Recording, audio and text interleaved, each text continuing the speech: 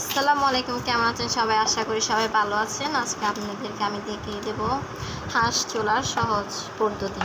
তো আমরা অনেকের বাড়িতে আমরা হাঁস মুরগি এসব খেয়ে থাকি। তো আমাদের ড্রেসিং করার পরও অনেক ময়লা থেকে যায়, যেগুলো আমরা নখ দিয়ে চুলার পরও আমাদের নখ ব্যথা হয়ে যায়, পুরোটা আমরা চুলতে পারি না। তো আজকে আমি আপনাদেরকে সহজ উপায় দেখাই দেবো, যেটা দিয়ে আপনাদের নখও ব্যথা হবে না এবং কি আপনারা সহজ পদ্ধতিতে চুলে ফেলতে পারবেন।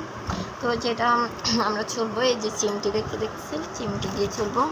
তো চিমটি দিয়ে আমরা প্রথমে এটা ভালো করে কেটে নেব।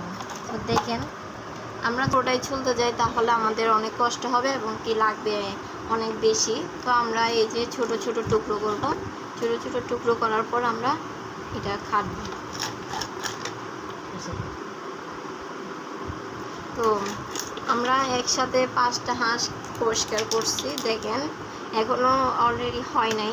সো আমরা এখনও 2টা করছি, আরও 3টা রয়ে গেছে।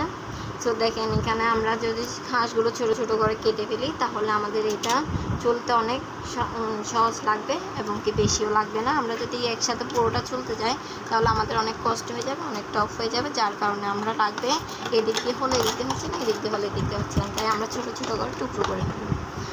এই যে দেখেন, আমি আপনাদেরকে দেখিয়ে দিচ্ছি, এভাবে টান দিবেন, এভাবে একটা একটা করে টান দিবেন, যার ফলে এগুলো আসবে।